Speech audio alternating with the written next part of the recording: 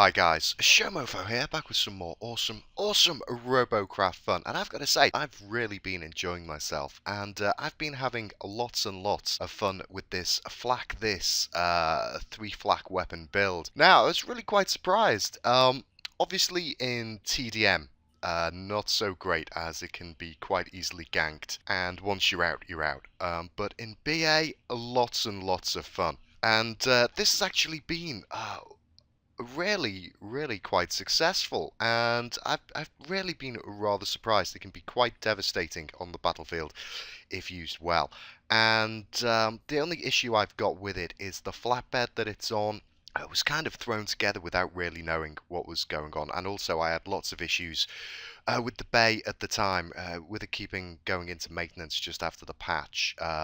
It didn't really save out, so it was very hurriedly thrown together.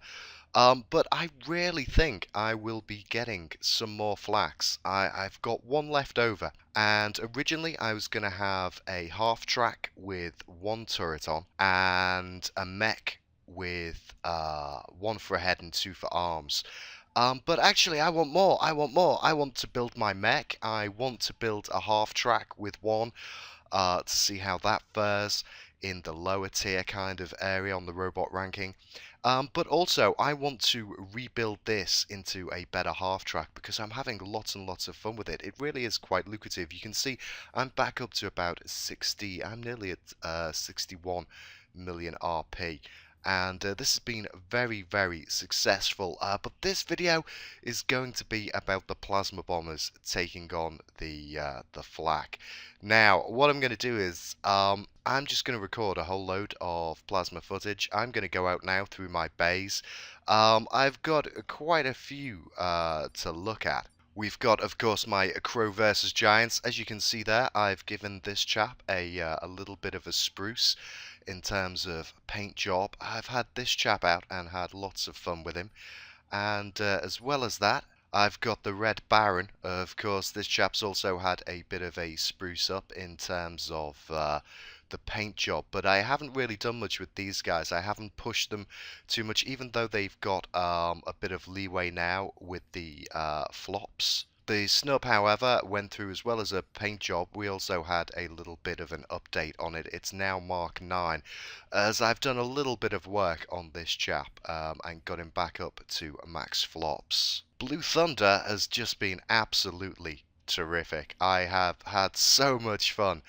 The other night I stayed up far too late playing with this chap. I only came in to get my victory bonus on him, but I was having so much fun with him that I just ended up staying up all night playing with this plasma bomber, as well as the paint job. This guy's also been updated. I'm not sure if I remembered to upgrade the mark on it, but it's Mark 8 for the moment, and I must say I've been having lots of fun with this build. Haven't really had the Sparrowhawk or many of my other low tier flyers out. I'm not even sure at the kind of robot ranking these are at, I'm not even sure they'd see Flak. As you can see here, I've not even touched Red Devil or the Flying Fox since a couple of updates ago. So at some point, oh, lovely craft. I will be taking these chaps out, but as I say, these are really low ranking bots, so I don't think they'd even get thrown in.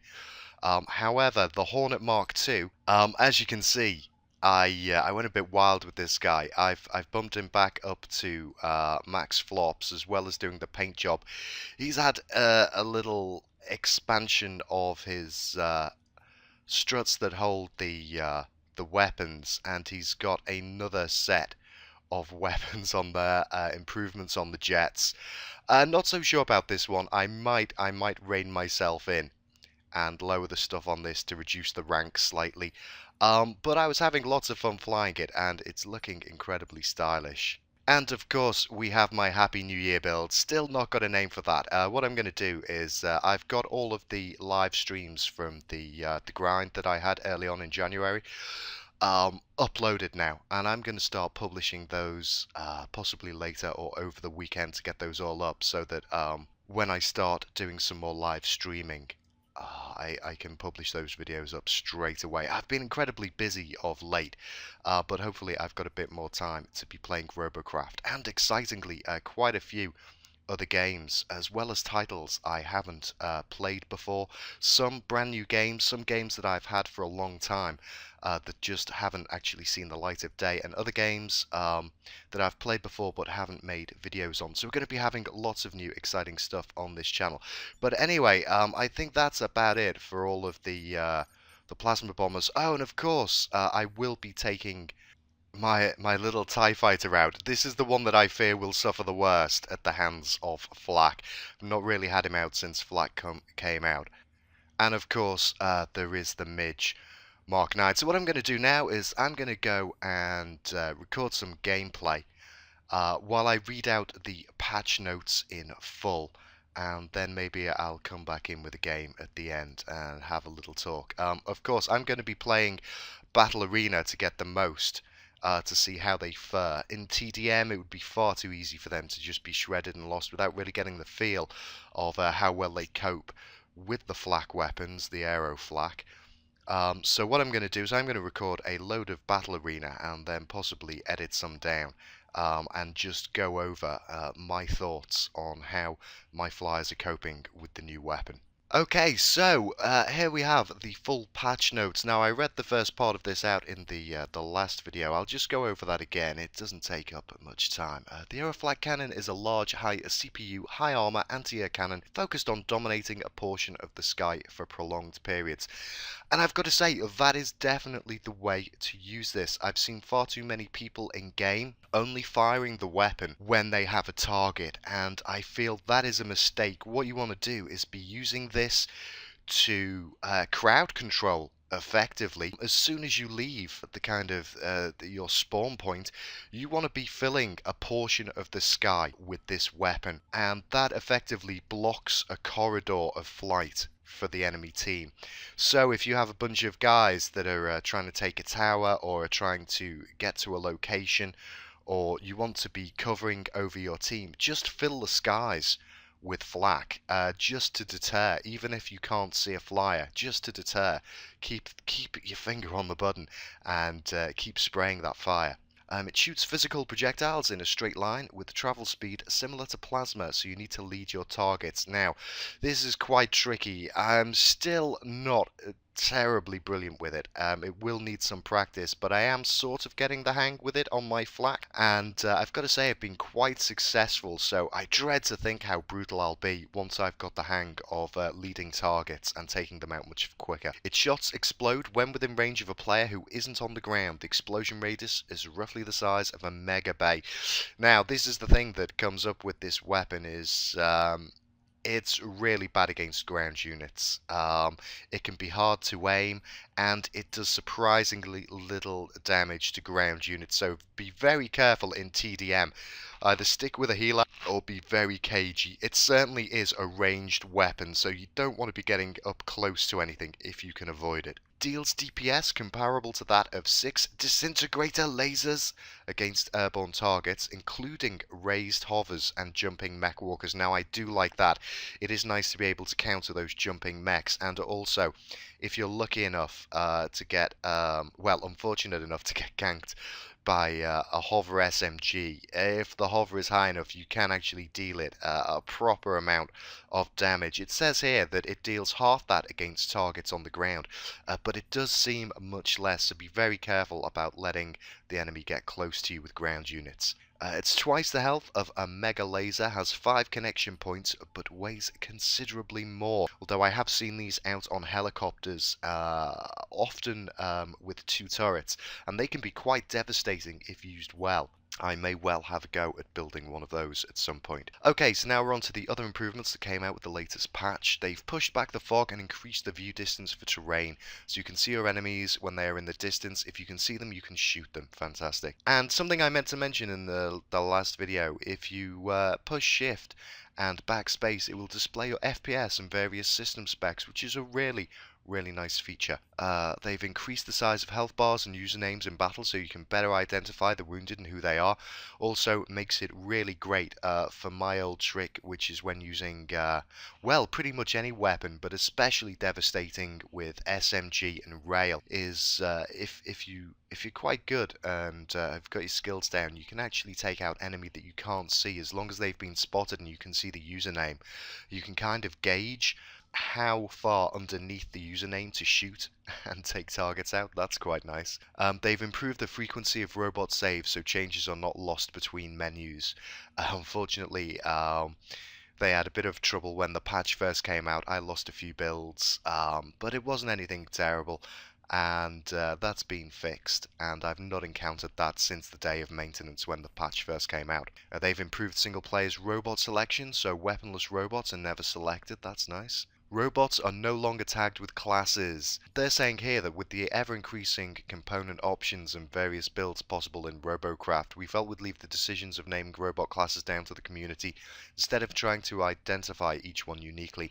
Now, I can understand that, and especially as later, at least for the time being, they still have the proposed change of multi-weapon bots, where you could have, for example, SMGs and plasma on the same craft. That would make classifying it really bad. The one thing I really miss about that, and I think they need to do something about it, is the fact it can be really difficult to spot where your medic is. And for me, that is quite important. If you, a lot of my craft are support roles, and I like to be able to home in on a medic quite easily. So it can be quite tricky at the moment. What I have to kind of do is pay attention at the beginning, hope I spot a medic, take a note of his username, and then try and remember. And unfortunately, that can be quite difficult to do with combat going on and all the other things you have to concentrate on. So I really would like some kind of beacon for medics so that you could see them a little bit easier. Spotting an enemy robot has been changed to say enemy spotted. As per previous posts on the forums and our social channels, RP is now capped at 999, 999, 999. Oh, I dream of that. The Avalanche bot is now centered when purchased. Awesome. The info stream, bottom right of the screen, now appears in the select robot menus. Megabots will now be shown the correct cannot enter message when attempting to enter league battles. Wheel tooltips being updated. They've improved the grip of tracks while climbing steep hills, but it doesn't really do that much if you've still got a heavy bot that just won't manage to climb. The Aero Rod thumbnail's been updated, and there's a whole bunch of bug fixes. They fixed a bug which caused the rectifier audio to keep playing after rectifying the bot had been killed. Fixed a bug which caused robots to fly around randomly if their walker leg is healed while rectifying. They've fixed the bug which allows components to be placed right next to each other, ignoring building collisions, although I have still seen quite a few people doing weapon placement exploits. So if you see those chaps, make sure you get a screen grab and go and report it. There is a little portion of the forum where you can find a link to the report form and you can submit screenshots there. No naming and shaming on the forums, please. They fixed an issue which occasionally stopped players from obtaining new garage slots. Okay, well, I'll have to check and see if I can get a new garage slot. At the moment, I still think... I'm just going to check that now, in fact. No, unfortunately, it still says for me I've reached the 25 slot maximum. So, while they fixed that bug for most people, those of us with more than 25 bays still cannot add bays. That's such a shame, such a shame. As I've lost a couple, I may have to delete a few bots to build some of my new projects. They fixed various memory leaks, and I must say, although I still encounter the odd bit of lag, it's nowhere near as bad as it had gotten just before the update, which is good. They've reduced the occurrence of frame stalls during battle, fixed an issue causing the platoon chat icon not to highlight correctly in single player, fixed some holes in the terrain of Neptune 3. They fixed a bug which caused the mothership to disappear when a friend leaves private chat. Fixed tank tracks infinitely increase movement speed the more you had. Good stuff. Another exploit gone. They fixed a bug causing tank tracks not touching the ground to increase max speed. Fixed a bug which allowed nanos to destroy electroplate shields extremely easily. Oh, good. Fixed a bug which caused a black screen on occasion when leaving a battle whilst in friend chat. Fixed a bug which stopped wheels from spinning when not touching the ground. Fixed mirroring of spiked electroplates. I hadn't even noticed that. It fixed a bug which caused a constant buzzing sound after capturing a TDM base. And they fixed an issue allowing for Megabots to enter platoons, although they could still enter battles while platooned. Right, they've also fixed a bug which showed the test robot shortcut incorrectly in edit mode, and that is the complete set of patch notes for the AeroFlak update. Okay, so we'll finish having a look at these guys flying around. I hope they've been handling themselves against the flak okay, and then I'll get down to some proper review of my thoughts on this AeroFlak update from the position of a flyer type chap such as I am. Okay, so first of all, a massive shout out to JProv99 and everybody else in Robocraft who says hi to me in the chat during game. And sorry I can't always reply immediately, especially if I'm flying, but often I'm in battle and busy trying to stay alive and kill stuff, so I try and respond where I can, and it does mean a great deal when people give me a shout out, so thank you to everyone who does that. It's absolutely awesome. Now, as you'll have seen in the Crow vs Giants and in this, to be honest, a lot of the time it doesn't really hassle me too badly. I suppose I'm quite used to playing as an aircraft that's been shredded quite a lot, so I'm quite used to flying my plane when it's in a wreck, and also I like to come in very low and use the terrain as cover, so that already gives me quite an advantage against these kind of things. But as you can see, they can be quite devastating. And something else I've noticed that you may have seen in the footage so far is that rails also still play a big part in dominating the skies. And if you're a rail player and you're not looking up, then you need to have a word. I've seen far too many rails that concentrate on ground units, and while of course it's sensible to switch to ground units when they're available targets, it's always best to be checking out the skies. And one of the things I've got to say is actually, although sometimes rails can be a little bit more devastating than these AeroFlak weapons, it's a lot easier to sneak up and gank a rail than it is with the new AeroFlak, and I believe that's to do with the scope.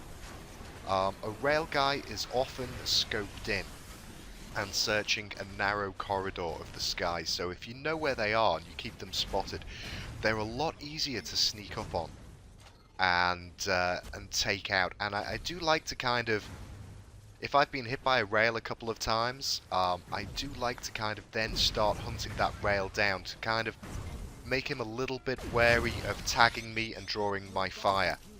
And I try and do the same with the flak as well, although it can be a little bit difficult trying to take stuff head on with such an effective kind of anti-air weapon. Now, as well as you can see here, I've been hit, I'm damaged, I'm trying to find a little bit of cover. And if I can't find cover, I'm going to be shooting at stuff. And if I can't shoot at stuff, I'm going to be trying to spot stuff. It's something you have to weigh up. You have to weigh up whether it's sensible to go for the regen, or whether to just do as much useful stuff as you can do in the battle before you get taken out. So here I am, I'm trying to regenerate, I'm keeping an eye out, trying to make sure I don't get hit again, and then I'm back in the air.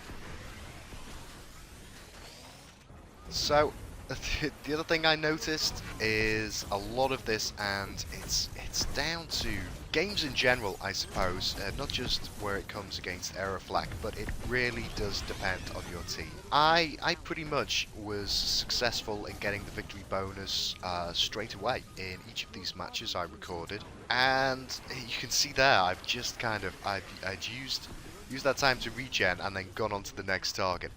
But yes, really it does depend on your teammates. I've started putting in at the beginning of pretty much every match good luck and have fun to both teams, and then underneath that, just to my team, I put spot, ping, and tower control for the win. And if you have a team that's down with that and they're looking around and doing stuff, then even if the enemy has a really good kind of anti-air, you're not in a single player kind of mode, and you can get away with a lot more. You can get back into playing your support role because you know they'll be targeting the things that need you. You won't be working on your own so much. Whereas if you're on a team that doesn't really, I mean, some of these guys, I don't know why they play Battle Arena. You know, if you're a guy who's got 19 kills or something and you're on the enemy team and your team loses, you really want to be playing TDM. You're not doing your team any favours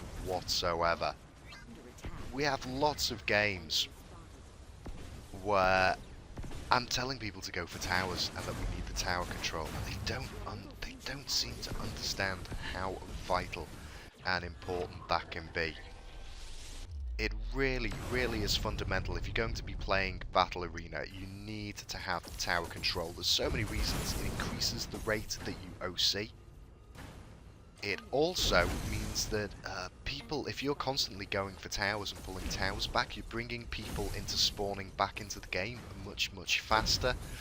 And also, it's giving the enemy more targets to go for. If the enemy have got all the towers, they're going to be straight onto your core. But back to this. Now, when I took the snub out, after having said at the beginning of this video that the micro lag and freeze had actually calmed down and was a bit better, I'd noticed by the time I'd got to recording the snub footage, it really had got terribly bad. And that makes it really difficult, especially as a flyer, because a lot of the time I'm trying to lead shots. I'm not necessarily aiming where the craft is, more where the craft will be, and then taking into account the travel distance of the plasma as well. So when we have these moments of freeze, it really does throw my game out. Yet, with a good team, still manage to overcome this and not be too destroyed by the old Flak. There you can see terrible, terrible freeze from time to time, and it's horrible. I've got a feeling it's something to do with, there was a post on the forums a while ago. Somebody had done a test, testing the memory of the game as he did stuff, and he could see that it was caching the information from bots in battles, and then not kind of deleting those caches. So the more battles you played, that it kind of explains why it gets worse progressively the more you play. And also, I've got a lot of bays, and if I'm doing, say, a victory bonus run, I'll be switching between lots of bays, and I think that's just adding to the cache, and then that starts slowing stuff down. Now, in this game I was having, I think the major flak I noticed was one of these helicopters that has two flak. There you can see him in the background. He's firing down. Now, they can be devastating at range, but I do believe they have a little bit of a flaw, and that is that helicopters tend to travel nose down. And also, it seems that this chap and most of the crafts like this I've seen have got both of the AeroFlak mounted on the underneath. So this guy's limited to pretty much shooting down, and even shooting down when I'm right underneath him, he tends to be not getting it quite right. Now I don't know whether he's suffering from lag as well. As you can see, there's a lot of it in this battle.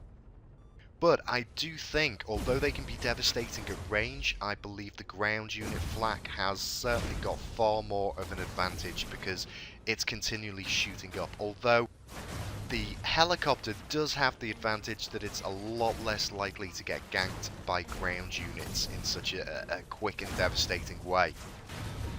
I know from playing the ground flak, that can be devastating to you if you encounter an SMG or some such. It can just, especially somebody who knows to target weapons first, especially if you've only got one or two. Although, as you saw in the first couple of bits of footage with Crow versus Giants and the Red Baron, just a single flak on its own can be devastating. It really does depend how it's used, and also, as I say, down to the composition of your team.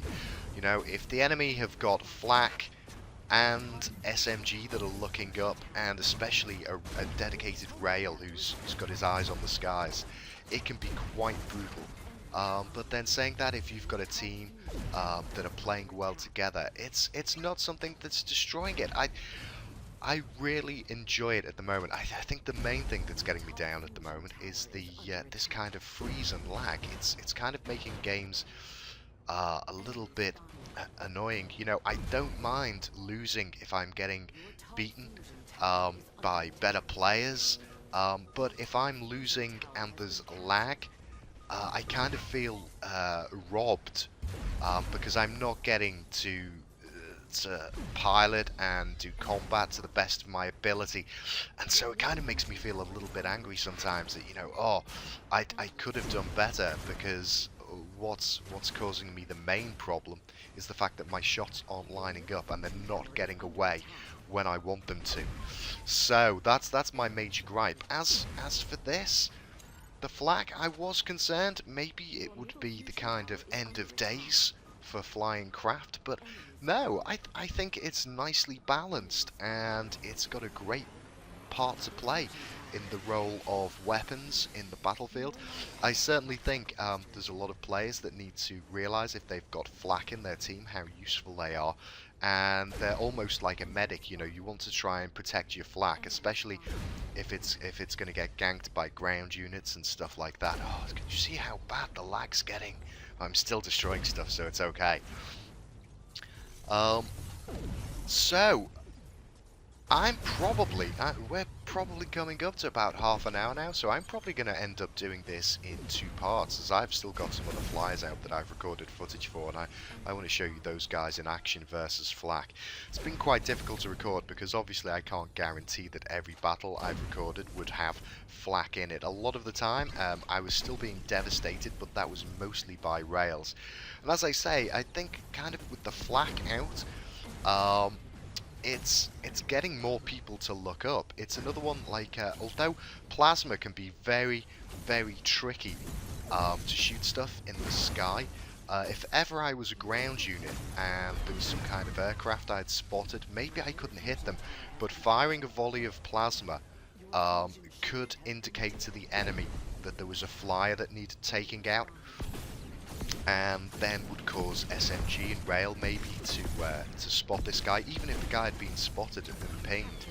You know, it doesn't necessarily mean people are going to target that, but firing these volleys of Flak, I think, also increases people's awareness to the fact that there's aircraft up there and they need taking out.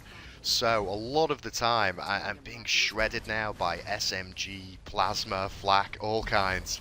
But it's lots of fun. I think the main thing is, as I say, you know, making those calls. Do I keep shooting till I'm finished? Do I spot as much stuff, or do I try to find a little bit of low cover and respawn? And a lot of this is to do with the layout of the enemy and where you're situated, but also there is a lot to do with where you are on the maps. Now, some of the maps are better than the others for flying low and taking cover, but you know, even on most maps, there's going to be somewhere on the map where you can get into cover, try and regenerate. So just kind of be aware of that, and you know, you've got to decide, what are you doing? Have I got enough mobility in my craft to, you know, I'm going for the kill here, even though I could probably try and get to cover and regenerate. I want to try and do as much damage as possible before I'm taken out. As where I am at the moment, if I sit still, I'm probably going to get killed anyway, as there's quite a few enemy about. So, I've been having lots of fun with this, and apologies I haven't had too many videos out recently. I've been incredibly busy trying to sort stuff out the house. Yes, the old spring cleaning has started. I've got a lot of stuff to do. I'm sorting some stuff out for my other channel and some stuff around the house. I've got some a few art projects. I'm working on getting some 3D artwork out, and also doing some stuff to spruce this channel up, as well as getting some time to play more games and get things out. And of course, yeah, I really could do with another computer. I so need to get myself a new machine so I can dual wield PCs. I'd get a lot more done if I can get the funds together to sort myself out a new gleaming spanky desktop. That would be awesome. But in the meantime, I'm going to be playing plenty more Robocraft. I'm definitely going to make another part to this video, as there's still Blue Thunder and my New Year bot, and I believe I'm going to take the Midge out. We may even have a look at the TIE Fighter in action to see how that copes. But all in all, I'd say play the Flak. If you're a Plasma Bomber and you're having trouble taking on a Flak, then play as Flak for a while. Get the hang for its vulnerabilities as that craft. That's one of the best things you can do in a game. If you ever think anything is OP, play the build, and then you will very quickly learn its vulnerability. And once you know that vulnerability, you can then switch back to your other craft and take advantage of that knowledge. Here we go. Let's smash this helicopter, can we? Oh, it's missing the shots. Never mind. Never mind. Well, I think we've got this game, and I've had some lovely matches. Thanks to everybody who's been on my team. We've had some wonderful games of late, and thank you guys for watching. If you like the channel, please do like, comment and subscribe, and I'll be back quite soon with part 2. I hope you enjoyed that. Please do leave me some comments and likes. I'll see you all next time. Bye-bye!